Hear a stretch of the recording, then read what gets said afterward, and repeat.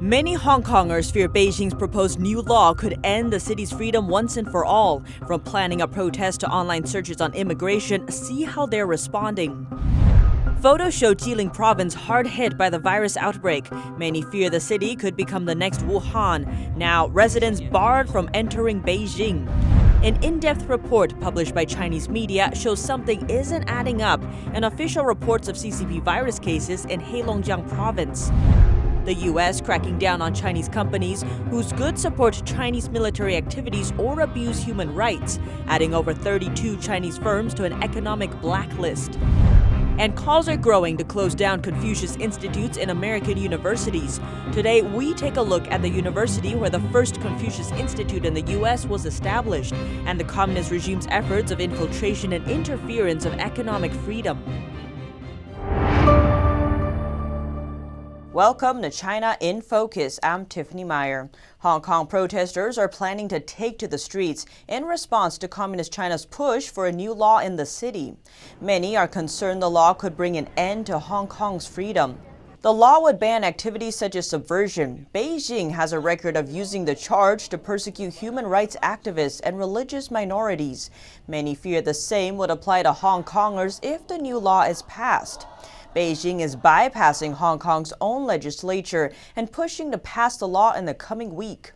In a Telegram app broadcast, several protester groups urged Hong Kongers to gather this Sunday in a parade to protest. A Hong Kong human rights organization is calling for at least 2 million people to show up. Hong Kong police said the Sunday assembly is not authorized and that they will deploy sufficient police force to relevant locations and make arrests as appropriate. In a social media statement, it said the police adopt a zero-tolerance approach to any illegal acts. After Beijing proposed the draft law, a Hong Kong immigration firm saw a tenfold increase in inquiries for immigrating to Taiwan. A data analyst said he noticed Hong Kongers are searching for the law and immigration almost simultaneously. Following Beijing's Thursday announcement, there was a surge of VPN software downloads in Apple's Hong Kong App Store. Many mainland Chinese use VPN software to bypass China's internet censorship. As a semi-autonomous state, Hong Kong enjoys an open internet, but critics worry once the new law is passed, it could lead to increasing surveillance in Hong Kong. World powers respond to Beijing's national security law on Hong Kong. The European Union released a statement on May 22nd urging China to keep its international commitments and respect Hong Kong's freedom. The EU said in a statement, Hong Kong's continued stability and prosperity under the one country, two systems principle also concerns the EU. It told Beijing democratic debate, listening to the opinions of stakeholders, and respecting Hong Kong's rights and freedoms all fall under Article 23 of the Basic Law. The EU says it's closely monitoring the situation. The UK, Australia, and Canada filed a joint statement in response to China's proposed law, saying it's deeply concerning. U.S. Secretary of State Mike Pompeo condemned the proposal and urged Beijing to reconsider. The U.S. cracking down on Chinese companies whose goods support Chinese military activities or spy on Uyghur minorities. The U.S. Commerce Department said on Friday it's adding over 32 Chinese firms to an economic blacklist. 9 are related to human rights abuses against minority groups in the northwestern Xinjiang Uyghur region.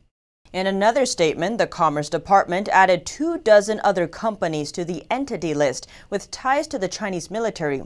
The Entity List restricts sales of U.S. goods to companies on the list. The blacklisted companies are involved in artificial intelligence and facial recognition, markets that U.S. chip makers like NVIDIA and Intel are heavily invested in. 28 companies were added to the list in October 2019 for their treatment of Uyghur Muslims. On May 23rd, Chinese authorities reported 0 new local or imported CCP virus infections for the whole country for the first time. But photos from China tell a different story. This photo shows a closed market in Jilin City. The entrance is blocked with metal plates. Shops nearby the market are also closed. There's virtually nobody on the street. These photos show a square in Jilin before and after the epidemic. The photo on the right is from before the epidemic. People used to go dancing there. The photo in the middle shows the square is empty now. Each household in the city only gets one pass for going out. That person is only allowed out once a day. On May 22nd, the Jilin Health Commission banned all Jilin residents from going to Beijing. Restrictions were put in place for all means of transportation, including air, rail, coach, and car.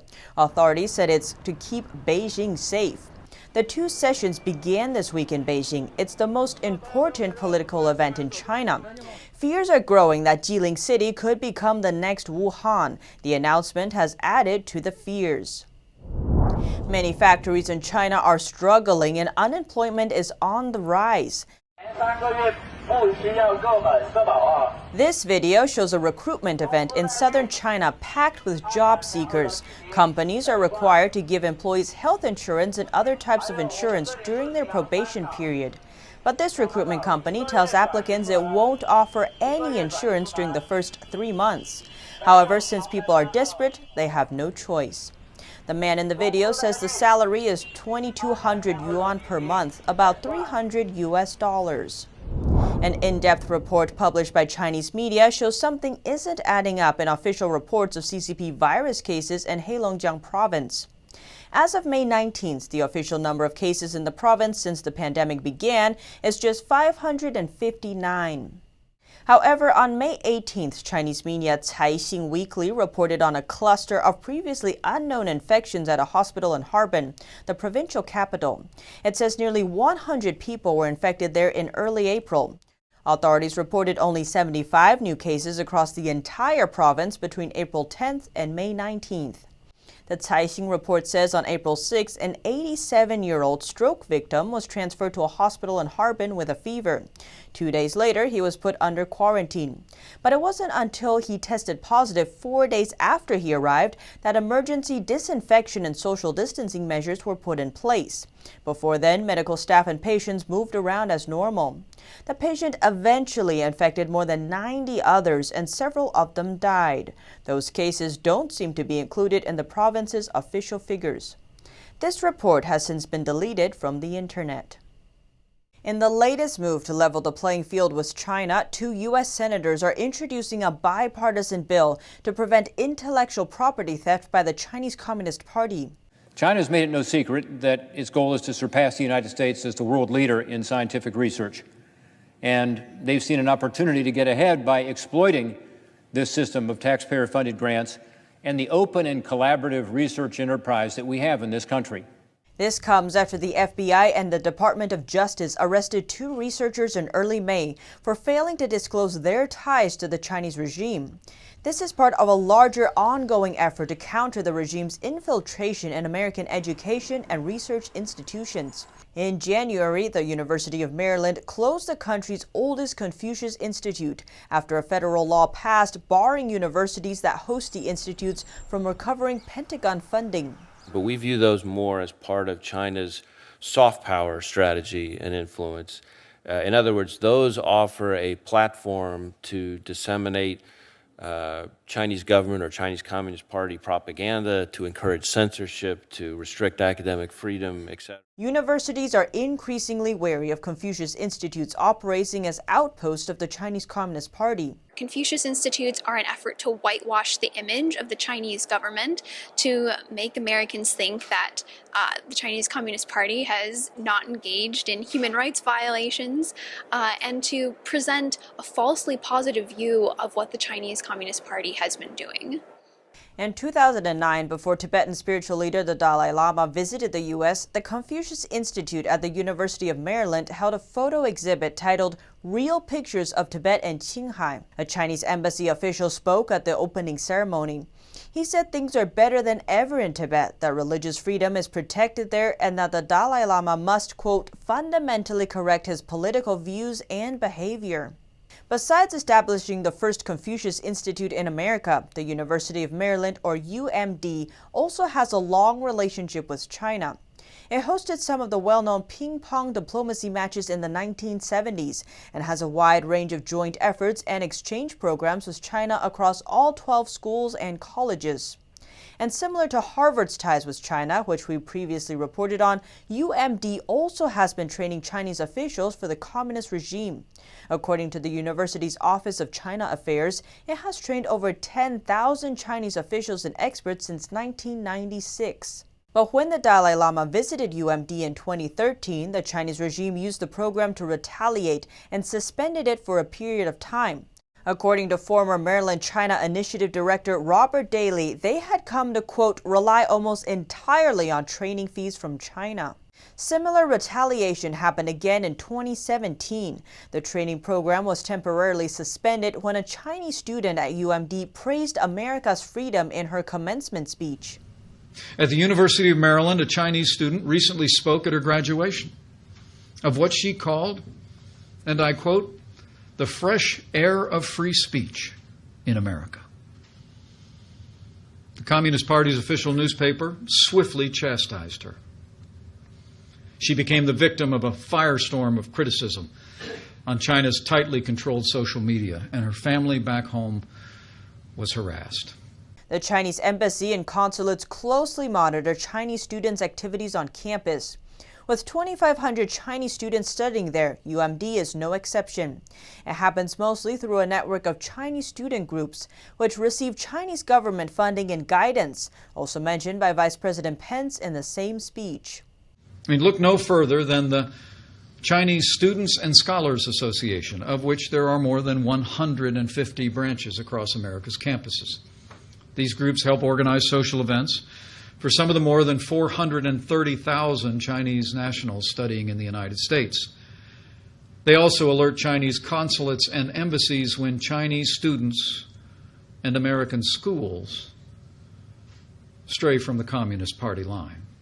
As well as academic collaborations and government training, UMD also built the Maryland International Incubator to attract high-tech companies from China and elsewhere to collaborate with university researchers. But an expert warns that the Chinese investment could be used to obtain U.S. technology. For example, there are Chinese-backed technology accelerators. There's one in University of Maryland, for example. These aren't out of the goodness of the heart of the Chinese government. These are designed for only one purpose, to support new firms, new high-tech startup firms, and to take their technology across the ocean back to China. The university's relationship with China is under increasing scrutiny from the Trump administration. Last September, the Education Department sent a letter to UMD requesting records of gifts and contracts with foreign governments and companies, including the Chinese telecoms giant Huawei, whose close ties with the Chinese regime has been widely reported. According to Department of Education records, UMD received about $380,000 of donations from Huawei in 2018. The department also launched a similar investigation into several other universities, including Harvard and Yale. As the tide turns against Confucius Institutes, a growing number of universities are choosing to shutter the centers, and bipartisan student groups are calling for all the centers to close permanently on the campus. But I got to tell you, in the context of this crisis, we've also got to reevaluate how we do business with China. We've got to look at this with fresh eyes and realize that in many areas, China has not been playing by the same set of rules as the rest of the world. Senator Portman said on Wednesday the FBI just warned universities and research institutions last week about Chinese hackers trying to access coronavirus research. In a White House report to Congress released on Wednesday, the Trump administration laid out a competitive approach towards China and said it's seeking, quote, a fundamental reevaluation of how the U.S. understands and responds to Chinese leadership. UK officials have reportedly said that their Prime Minister is planning to cut Huawei from the UK's 5G network. Boris Johnson announced a deal with Huawei in January this year, which was slammed by US lawmakers. Our UK correspondent Jane Werrell brings us the development. Reports say Boris Johnson will dial back China's involvement in Britain's telecom industry to zero within the next 3 years. Insiders told British newspaper The Daily Telegraph that Johnson instructed officials to draw up plans to cut out Huawei from the UK's 5G network, and that he always had serious concerns about the Chinese tech giant. It follows recent calls from within his own party to reduce dependency on the communist state. There are concerns that the regime may take advantage of the pandemic to buy up UK companies and gain influence. Speaking in Parliament on Wednesday, Johnson signalled that British technology will be protected from potentially hostile takeovers. We are certainly bringing forward measures to ensure that we protect our technological base. Prior to the pandemic, a sizable number of British politicians voted against Boris Johnson's Huawei decision. They wanted him to commit to an end date after 2022 for high-risk vendors. We have no friends out there anymore on this issue. Whether it's the Canadians, the Americans, the Australians, the New Zealanders, they all disagree with us. Since the virus outbreak hit, the Chinese Communist Party has faced increased scrutiny over the handling of the pandemic, and more politicians are calling for a reset in UK-China relations. Jane Worrell, NTD News, London. Unlike the United States, some European countries like France haven't yet chosen if they'll allow Huawei to be part of their 5G networks. While the French government delays its decision, the Chinese tech giant is preparing to take action in other ways. Our France correspondent David Vivez has the story. French President Emmanuel Macron hasn't said if Huawei's 5G infrastructure will be allowed in France, despite the Chinese company's efforts to make it so. But while the official response is still pending, Huawei is attempting to deploy its activities in France in other ways. One way is to create partnerships with colleges and tech schools. A May report on economic warfare found that Huawei invests massively in French technology and medicine college programs. French universities involved with Huawei usually don't openly publish information about their partnership. But we can find this information on Huawei webpage in France. Huawei says they have multiple partnerships with France's most prestigious colleges. It includes funding trips for students to Huawei's campus in China and providing student grants. This information is also confirmed in a series of web articles funded by Huawei and published in France's major newspaper, Le Figaro. Zhang Shisong is a teacher at France's top school of technology, which appears on Huawei's list of partnerships. Song has studied the Chinese Communist Party's spy tactics in depth, as well as the link between Huawei and military programs in China.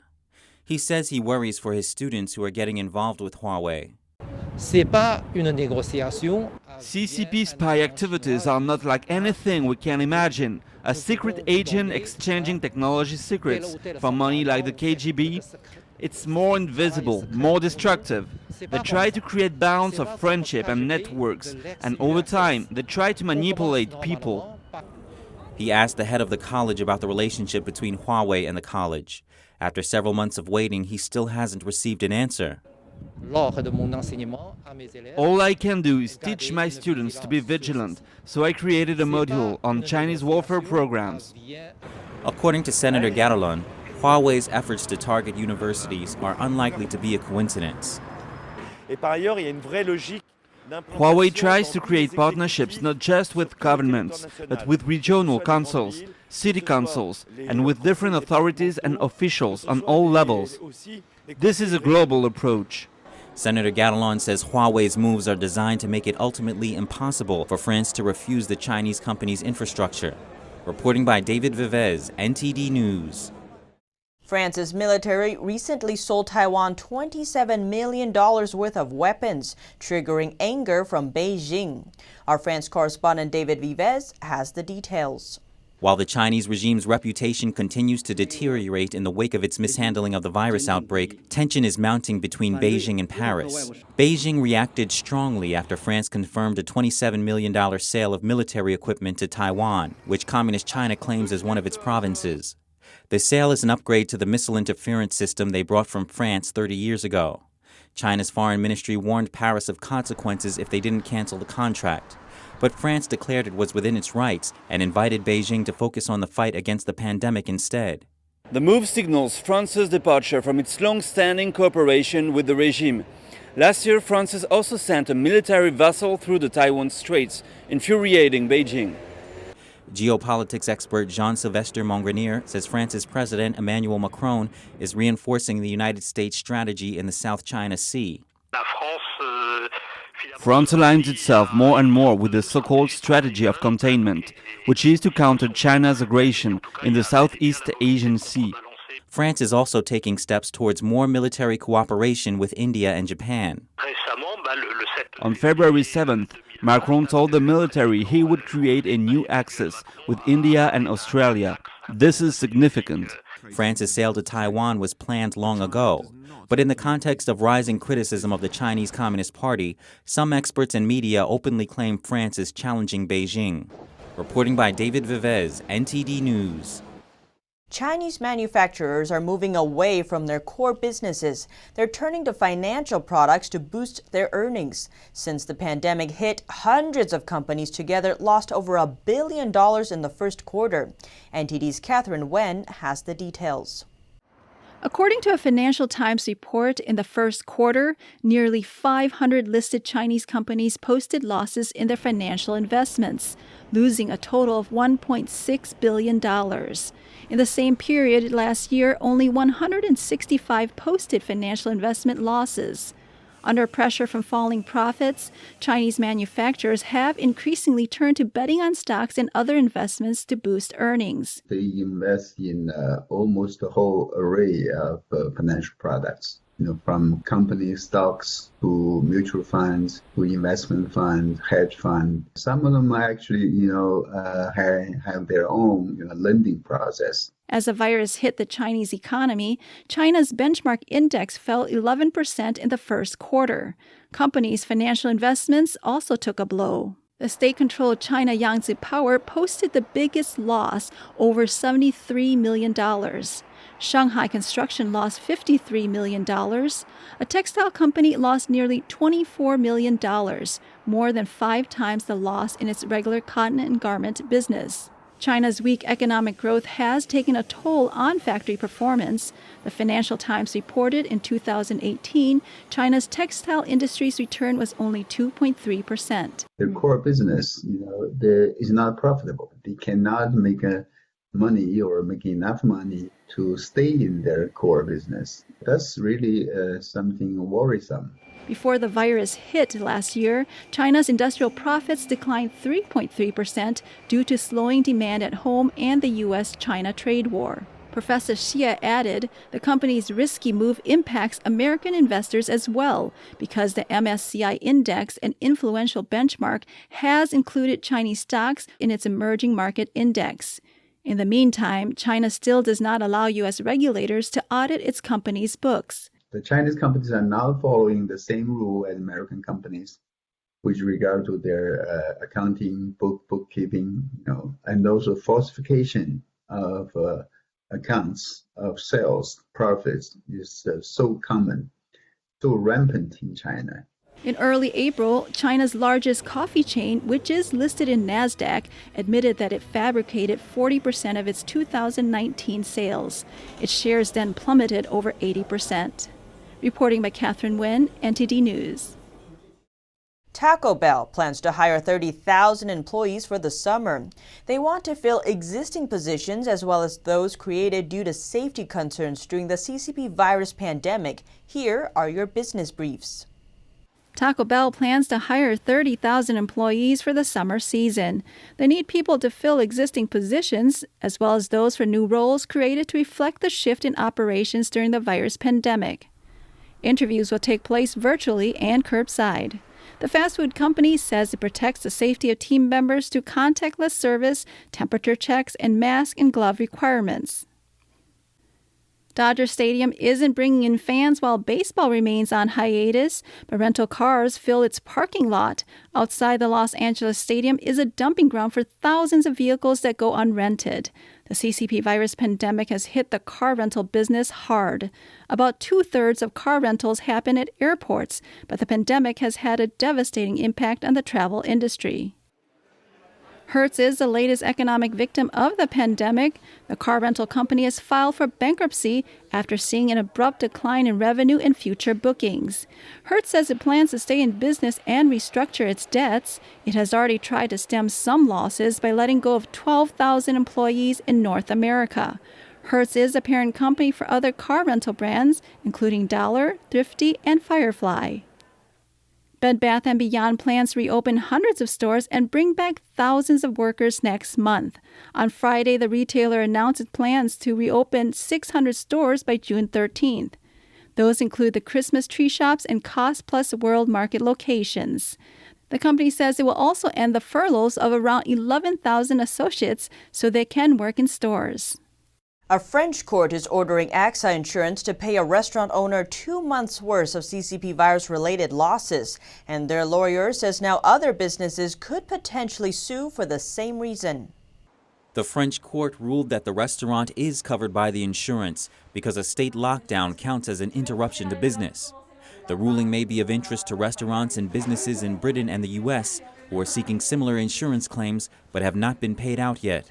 The Parisian restaurant owner says this is a victory for all small business owners. He got emotional while speaking to reporters on Friday in front of his closed restaurant. We've earned reprieve for our companies, and it's a victory in the face of this economic tsunami, this social tsunami. We've earned reprieve for all small business owners and workers. His lawyer says this means that all companies with the same clause can appeal to their insurers. Industry estimates show if all CCP virus-related losses were covered by insurance, French insurers would have to pay out over $20 billion each month. AXA says it will appeal the ruling in Manigault's case. Here at China in Focus, we dedicate ourselves to bringing you truthful, unbiased reporting. Don't forget to like and subscribe for the latest updates, and see you next time.